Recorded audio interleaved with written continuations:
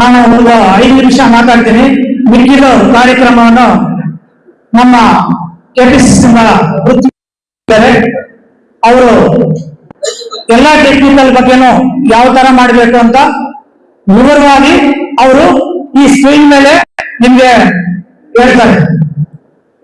ಈ ಕಾರ್ಯಕ್ರಮಕ್ಕೆ ನಮ್ಮ ಕೊತ್ತೂರು ಮಂಜನ ಅವರು ಬರ್ಬೇಕಾಗಿತ್ತು. ಅವರು ಅರ್ಜೆಂಟ್ ಕೆಲಸ ಇದೆ ಅಂತ ಬರಲ್ಲ ಅಂತ ಹೇಳ್ಬಿಟ್ಟು ನೀವು ಕಾರ್ಯಕ್ರಮವನ್ನು ನಡೆಸಿ ಮುಂದುವರಿಸಿ ಅಂತ ನನಗೆ ಹೇಳಿದ್ದಾರೆ. ಇಲ್ಲಿ ಸೇರಿರುವಂತ ಎಲ್ಲ ನಮ್ಮ ಕಾಂಗ್ರೆಸ್ ಪಕ್ಷದ ಎಲ್ಲ ಮುಖಂಡರೇ, ಈ ಮುಖಂಡರ ಪರವಾಗಿ ಇವತ್ತು ಮೊಹರಂ ಹಬ್ಬದ ಶುಭಾಶಯಗಳನ್ನ ಎಲ್ಲರಿಗೂ ನಾನು ಮೈನಾರಿಟಿ ಕಮಿಟಿಗೆ ಎಲ್ಲರಿಗೂ ಶುಭಾಶಯಗಳನ್ನು ತಿಳಿಸಲಿಕ್ಕೆ ಬಯಸ್ತೀನಿ. SIR ಬಗ್ಗೆ ನಮಗ್ ಕೂಡ ಪೂರ್ತಿ ವಿವರ ಗೊತ್ತಿಲ್ಲ. ಆಕ್ಚುಲಿ ಈಗ ನಮಗೂ ಸ್ವಲ್ಪನೇ ಗೊತ್ತಿರೋದು. ನಾವು ಕೂಡ ಇಲ್ಲಿ ಎಲ್ಲ ವಿವರವಾಗಿ ತಿಳ್ಕೊಬೇಕಾಗುತ್ತೆ. SIR ಅಂದ್ರೆ ಸ್ಪೆಷಲ್ ಇಂಟರ್ನ್ಶಿಪ್ ರಿವಿಷನ್ ಅಂತ ಇಂಗ್ಲಿಷ್ ಅಲ್ಲಿ, ವಿಶೇಷ ಮತದಾರರ ಪಟ್ಟಿಯ ಸಮಗ್ರ ಪರಿಷ್ಕರಣೆ ಪ್ರಕ್ರಿಯೆ ಅಂತ ಈಗ ಇರುವುದನ್ನ ಹೊಸದಾಗಿ ಮಾಡುವಂತದ್ದು. ಈಗ ಯಾವಾಗಿಂದ ಮಾಡ್ತಾರಂದ್ರೆ ಈ ತಿಂಗಳು 30ನೇ ತಾರೀಕಿಂದ ಜುಲೈ 29 ಅಂದ್ರೆ 1 ತಿಂಗಳ ಕಾಲಕ ಈ ಪರಿಷ್ಕರಣೆಯ ಎಲ್ಲ ಮತದಾರರ ಪಟ್ಟಿಯನ್ನು ಮಾಡ್ತಾರೆ. ಇದಕ್ಕೆ ನಾವು BLA 2 ಅಂತ ಏನು BLA 1 ನಾನು BLA 2 ಮತ್ತು ನಮ್ಮ ಕಾಂಗ್ರೆಸ್ ಪಕ್ಷದಿಂದ ಎರಡೆರಡು ನಾವು ಲಿಸ್ಟ್ ಕಳಿಸಿದ್ರು. ಆದ್ರೆ ಒಂದೊಂದೇ ಕಲ್ಬಿಟ್ಟು ಅವರು ಕಳಿಸಿದ್ದಾರೆ. ಕೆಲವು ಅದರಲ್ಲಿ ಮಿಸ್ ಆಗಿರ್ಬೋದು, ದಯವಿಟ್ಟು ಕ್ಷಮಿಸಬೇಕು. ಅದು ಮಗಳು ಕೂಡ ವಿಷಯದ ಕೊರತೆಯಿಂದ ನಾವು ಎರಡೆರಡು ಕಳಿಸಿದ್ವಿ. ಅದು ಒಂದೊಂದಾಗಿ ಬಂದಿದೆ. ಅದರ ಕಾರ್ಡ್ಸ್ ಬಂದಿದೆ. ನಾವು ಕಾಂಗ್ರೆಸ್ ಆಫೀಸಲ್ಲಿ ಅದನ್ನು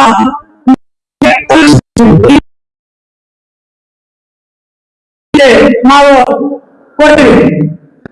BLO ಅಂದ್ರೆ ನಮ್ಮ ಅಂಗನವಾಡಿ ಟೀಚರ್ ಅಥವಾ ನಮ್ಮ ಸ್ಕೂಲ್ನ ಟೀಚರ್ ಯಾರಾದ್ರೂ ಒಬ್ರು ಇರ್ತಾರೆ. ಏನಂತ BLO ಅಂತ. ನಾವು BLA ಅಂದ್ರೆ BLA 2 ಇರ್ತಾರಲ್ಲ, ಅವ್ರ ಜೊತೆ ಕೋಆರ್ಡಿನೇಟ್ ಮಾಡ್ಕೋಬೇಕು. ಈಗ ನಿಮ್ಮನ್ನು ಯಾಕೆ ಕರೆದಿದ್ದೀವಿ ಅಂದ್ರೆ BLA 2 ಒಬ್ರೊಬ್ಬರನ್ನ ಮಾಡಿದೀವಿ.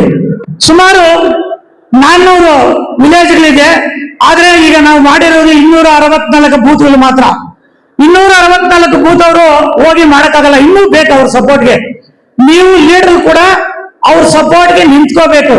BLA 2 ಜೊತೆಯಲ್ಲಿ ನಿಮ್ಮ ಎಲ್ಲರೂ ನಿಂತ್ಕೊಂಡು ಆ BLO ಯಾರಿದ್ದಾರೆ, ಅಂಗನವಾಡಿ ಟೀಚರ್ ಮತ್ತು ಟೀಚರ್ಗಳು ಯಾರಿದ್ದಾರೆ ಅವರಿಗೆ ನೀವು ಹೇಳ್ಬೇಕಾಗತ್ತೆ. ನಮ್ಮೂರಲ್ಲಿ ಇಂಥವ್ರಿದ್ದಾರೆ, ಇಂಥವ್ರಿಲ್ಲ ಅಂತ ನೀವು ವಿವರವಾಗಿ ಅವ್ರ ಜೊತೆ ನೀವು ಕೋಆರ್ಡಿನೇಟ್ ಮಾಡಬೇಕಾಗತ್ತೆ. ಅಂದ್ರೆ SIR ಮಾಡುವ ಮುಖ್ಯ ಉದ್ದೇಶ ಏನಂದ್ರೆ ಅರ್ಹ ಮತದಾರರನ್ನು ಸೇರಿಸುವುದು. ಸೇರಿಸುವುದಂದ್ರೆ ಈಗ ನಮಗೆ ರೈಟ್ಸ್ ಇದೆ. ನಾವು ಭಾರತ ದೇಶದಲ್ಲಿ ವಾಸ ಮಾಡಕ್ಕೆ ನಾವು ರೈಟ್ಸ್ ಇದೆ ಅಂತ ಅವರನ್ನು ಸೇರಿಸೋದು. ಯಾರನ್ನು ಸೇರಿಸಬೇಕನ್ನೋದು ನಿಮ್ಗೆ ಗೊತ್ತಿತ್ತೆ. ನಿಮ್ಮ ಊರಲ್ಲಿ ನಿಮಗೆ ಗೊತ್ತಿರುತ್ತೆ. ಅದನ್ನು ನೀವು ಸೇರಿಸಬೇಕಾಗತ್ತೆ. ಮೃತಪಟ್ಟ ಹೆಸರನ್ನು ತೆಗೆಸೋದು. ಯಾರು ಸತ್ತೋಗಿರೋರು ನಿಮ್ಗೆ ಗೊತ್ತಿದೆ ಅಂತ ಅವರನ್ನು ತೆಗೆಸಬೇಕಾಗತ್ತೆ. ಬೇರೆ ಊರಿಗೆ ಶಾಶ್ವತವಾಗಿ ಸ್ಥಳಾಂತರ ಆದವರ ಹೆಸರುಗಳನ್ನು ಪಟ್ಟಿಯಿಂದ ತೆಗೆಸೋದು. ಈಗ ಸುಮ್ಮನೆ ಇಲ್ಲಿ ಓಟ್ ಇಟ್ಕೊಂಡಿರ್ತಾರೆ, ಬೇರೆ ಕಡೆ ಓಟ್ ಇಟ್ಕೊಂಡಿರ್ತಾರೆ. ಅದಕ್ಕೋಸ್ಕರ ಅಂತ ಸಂದರ್ಭದಲ್ಲಿ ಸ್ವಲ್ಪ ಕಾಂಪ್ಲಿಕೇಟೆಡ್ ಆಗತ್ತೆ. ಅದು ನೀವು ನೀವು ನಿಮ್ಮ ಮಾಡ್ಕೊಂಡಿರ್ತಾರೆ ಅಂತ ಡೂಪ್ಲಿಕೇಟ್ ಮತದಾರರನ್ನು ಪಟ್ಟಿಯಿಂದ ತೆಗೆಸುವುದು, ಇದನ್ನೆಲ್ಲ ಉದ್ದೇಶ ಇಟ್ಟುಕೊಂಡು SIR ರಚನೆ ಮಾಡಿದ್ದಾರೆ. ಬರಲ್ಲ ನಮ್ಮ ಅನ್ಯ ಪಕ್ಷದವರು ಇದನ್ನೇ ಆಧಾರವಾಗಿ ಇಟ್ಟುಕೊಂಡು ಯಾರ್ಯಾರು ಕಾಂಗ್ರೆಸ್ಗೆ ವೋಟ್ ಹಾಕ್ತಾರಂತ ಗುರುತಿಸಿ ಅವರನ್ನು ಪ್ರೀತಿಯನ್ನಾಗಿ ತೆಗೆಸುವ ಉದ್ದೇಶ ಇದೆ. ಆ ತೆಗೆಸುವ ಉದ್ದೇಶವನ್ನು ನಾವು ಯಾವ ರೀತಿ ತಡೆಗಟ್ಟಬೇಕು ಎನ್ನುವ ಉದ್ದೇಶದಿಂದ ನಾವು ಇವತ್ತು ಈ ಸಭೆಯನ್ನು ನಾವು ಕರೆದಿದ್ದೀವಿ.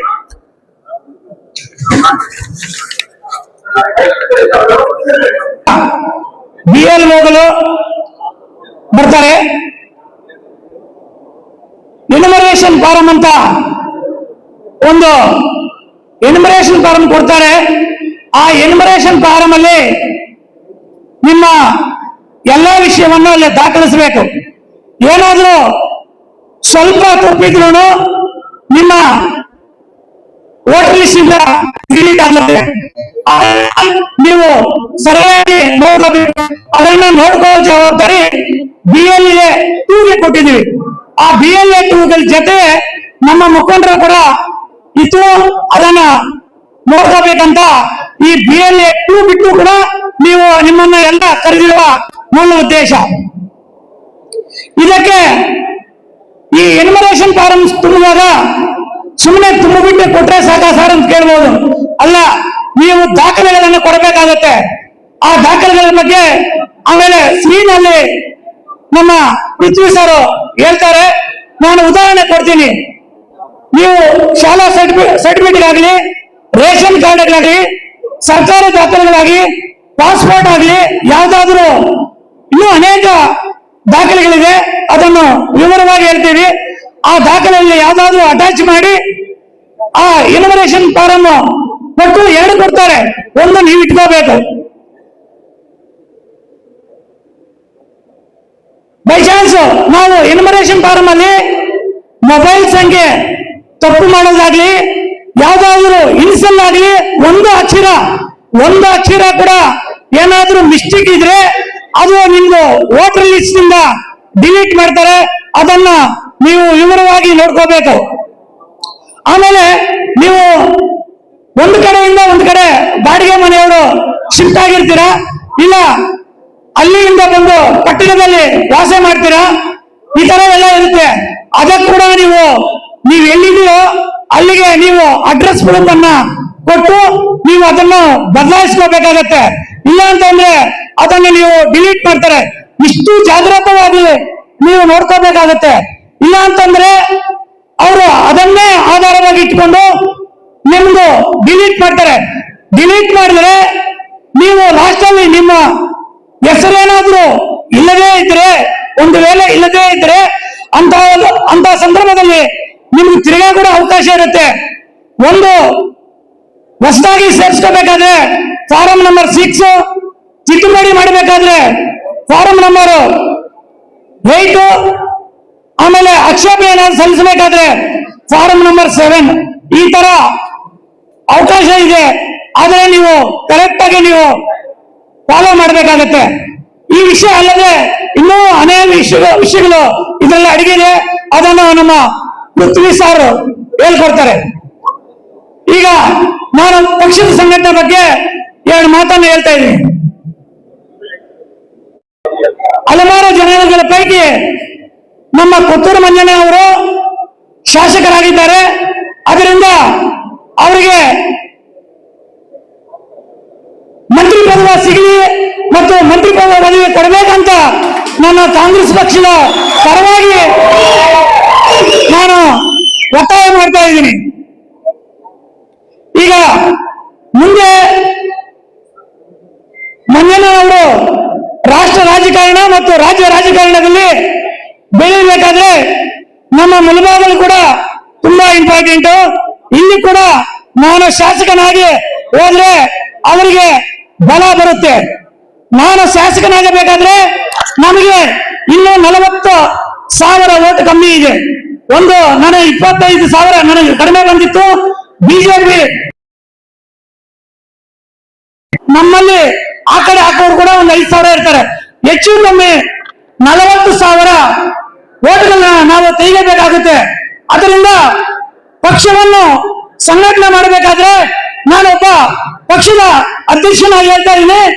ನಾನು ಎಲ್ಲಾ ಮನೆಗಳಿಗೂ ಹೋಗಬೇಕಾಗುತ್ತೆ. ಕಟ್ಟ ಕಡೆ ಮನೆಗಿನ ಊರಿಗೂ ನಾನು ಹೋಗಬೇಕಾಗುತ್ತೆ. ನಾನು ಅವರು ಕಾಂಗ್ರೆಸ್ ಪಕ್ಷದವರು, ಇವರು JDS ಪಕ್ಷದವರು, ಅವರು ಇಂಡಿಪೆಂಡೆಂಟ್ ಅವರು ಅಂತ ನಾನು ಹೇಳಕ್ಕಾಗಲ್ಲ. ಕಾಂಗ್ರೆಸ್ ಪಕ್ಷಕ್ಕೆ ಯಾರು ಅನುಕೂಲ ಮಾಡುತ್ತಾರೆ, ನಾಳೆ ಬೆಳಗ್ಗೆ ನನ್ನನ್ನು ಕೆಲಸಕ್ಕೆ ಯಾರು ಅನುಕೂಲ ಮಾಡಿಕೊಡ್ತಾರೆ ಅವರ ಪ್ರತಿ ಮನೆ ಬಾಗಿಲಕ್ಕೂ ನಾನು ಬರಕ್ಕೆ ನಾನು ರೆಡಿ ಇದ್ದೀನಿ ಅಂತ ಈ ಸಂದರ್ಭದಲ್ಲಿ ನಾನು ನಿಮ್ಮ ಎಲ್ಲಾ ಪಕ್ಷದ ಮುಖಂಡರಲ್ಲಿ ನಾನು ಬೇಡ್ಕೊಂತ ಇದ್ದೀನಿ.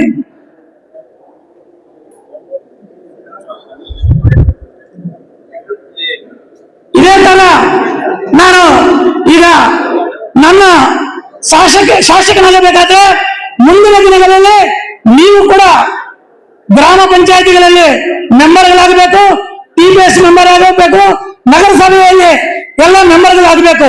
ಇದೆಲ್ಲ ಮೆಂಬರ್ಗಳಾಗಬೇಕಾದ್ರೆ ಪಕ್ಷ ಸಂಘಟನೆ ಕೂಡ ತುಂಬಾ ಮುಖ್ಯ. ಇದೇ ರೀತಿ ನಾವು ನಗರಸಭೆಯಿಂದ ಓನ್ಲಿ ನಗರಸಭೆಯಿಂದ ಒಂದು ಮೀಟಿಂಗ್ ಅನ್ನು ಪ್ರತ್ಯೇಕವಾಗಿ ನಗರಕ್ಕೆ ಸಂಬಂಧಪಟ್ಟಂತೆ ಒಂದು ಪ್ರತ್ಯೇಕವಾದ ಒಂದು ಮೀಟಿಂಗ್ ಕರೀತೀನಿ.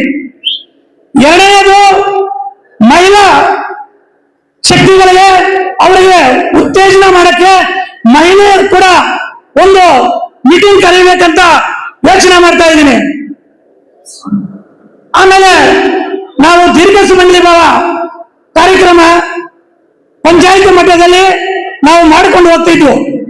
ಆದರೆ ನಮ್ಮ ಇಲ್ಲಿ ಹಿರಿಯರಿದ್ದಾರೆ, ಇವರು ಕೆಲವು ಸಲಹೆಗಳನ್ನು ಕೊಟ್ಟಿದ್ದಾರೆ.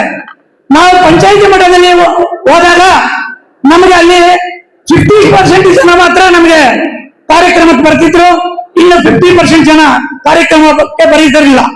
ಅದರಿಂದ ಈ ಕಾರ್ಯಕ್ರಮವನ್ನು ನಾವು ಪ್ರತಿ ಮನೆಗೆ, ಪ್ರತಿ ಬಾಗಿಲಿಗೆ ಈ ದೀರ್ಘ ಸುಮಂಗಲಿ ಭಾವ ಕಾರ್ಯಕ್ರಮವನ್ನು ತಗೊಂಡು ಹೋಗ್ಬೇಕಂತ ನನಗೆ ಸಲಹೆ ಕೊಟ್ಟಿದ್ದಾರೆ. ಆದ್ದರಿಂದ ಇದೇ ಶ್ರಾವಣ ಮಾಸ ಬಂದ ತಕ್ಷಣ, ಇನ್ನು ಒಂದು ತಿಂಗಳಿಗೆ ಶ್ರಾವಣ ಮಾಸ ಬಂದ ತಕ್ಷಣ ನಮ್ಮ ಹೆಣ್ಣು ಮಕ್ಕಳನ್ನು ಮುಂದೆ ಇಟ್ಟುಕೊಂಡು ಪ್ರತಿ ಮನೆ ಬಾಗಿಲಿಗೂ ಈ ದೀರ್ಘ ಸುಮಂಗಲಿ ಭಾವ ಕಾರ್ಯಕ್ರಮವನ್ನು ಹಮ್ಮಿಕೊಂಡು ಪ್ರತಿ ಮನೆ ಬಾಗಿಲಿಗೆ ಅರಿಶಿನ ಕುಂಭಕ್ಕೆ ಕುಂಕುಮ ಕೊಡಕ್ಕೆ ನಮ್ಮ ಮುಖಂಡರ ಸಹಕಾರದೊಂದಿಗೆ ಬರ್ತೀನಿ ಅಂತ ಈ ಕಾರ್ಯಕ್ರಮದಲ್ಲಿ ನಾನು ಹೇಳ್ತಾ ಇದ್ದೀನಿ. ಒಂದು ಪಂಚಾಯಿತಿ ಒಂದು ಕಡೆ ಸ್ಟಾರ್ಟ್ ಮಾಡಿದರೆ ಅದೇ ಪ್ಯಾರಲಲ್ ಆಗಿ ನಗರಸಭೆ ಸದಸ್ಯರು ಇಲ್ಲಿರ್ಬೋದು, ನೀವು ಎಲ್ಲ ಗಮನಿಸ್ಕೋಬೇಕು. ಒಂದು ಪಂಚಾಯಿತಿ ಈ ಕಡೆ ಮಾಡಿದ್ರೆ ಒಂದು ನಗರ, ಒಂದು ವಾರ್ಡು ನಾನು ಮುಗಿಸ್ತೀನಿ, ಒಂದು ವಾರ್ಡ್ ಮುಗಿಸ್ತೀನಿ. ಒಂದು ಪಂಚಾಯಿತಿ 30 ಪಂಚಾಯಿತಿ ಇದೆ, 31 ವಾರ್ಡ್ ಇದೆ. ಅದರಿಂದ ಒಂದು ಪಂಚಾಯಿತಿ ಒಂದು ವಾರ್ಡ್. ಈಗ ಪ್ಯಾರಲಲ್ ಆಗಿ ಪಂಚಾಯಿತಿನೂ ಮುಗಿಸ್ತೀನಿ ಮತ್ತು ವಾರ್ಡನ್ನು ನಾನು ಮನೆಗೂ ನೆಕ್ಸ್ಟ್ ಮಂತ್ ಇಂದ ಮನೆಗೂ ದೀರ್ಘ ಸುಮಂಗಲಿ ಭಾವ ಕಾರ್ಯಕ್ರಮವನ್ನು ಮಾಡಕ್ಕೆ ಪ್ರತಿ ಮನೆಗೂ ನಗರದಲ್ಲೂ ಕೂಡ ಬರ್ತೀನಿ ಅಂತ ಈ ಸಂದರ್ಭದಲ್ಲಿ ಮಾತು ಕೊಡ್ತಾ ಇದ್ದೀನಿ. ಅದರಿಂದ ಹತ್ತಿರದಲ್ಲೇ ನಿಮ್ಮ ಗ್ರಾಮ ಪಂಚಾಯತಿ ಎಲೆಕ್ಷನ್ ಬರ್ತಾವೆ, ನಿಮ್ಮ ಜಿಲ್ಲಾ ಪಂಚಾಯತಿ ಎಲೆಕ್ಷನ್ ಬರ್ತಾವೆ, ನಗರಸಭೆ ಎಲೆಕ್ಷನ್ ಬರ್ತವೆ.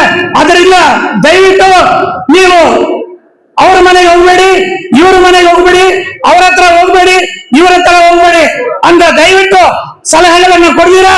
ನನಗೆ ಹೆಜ್ಜೆಯಲ್ಲಿ ಹೆಜ್ಜೆ ಹಾಕಿ ಕೈ ಜೋಡಿಸಿ ಪ್ರತಿ ಮನೆಗೂ ಬರಕ್ಕೆ ನೀವು ಸಹಕಾರ ಕೊಡಬೇಕು. ನೀವೇ ಬಂದು ನನಗೆ ಕೈ ಜೋಡಿಸ್ಬೇಕಂತ ಈ ಸಂದರ್ಭದಲ್ಲಿ ನಿಮಗೆ 2 ಕೈ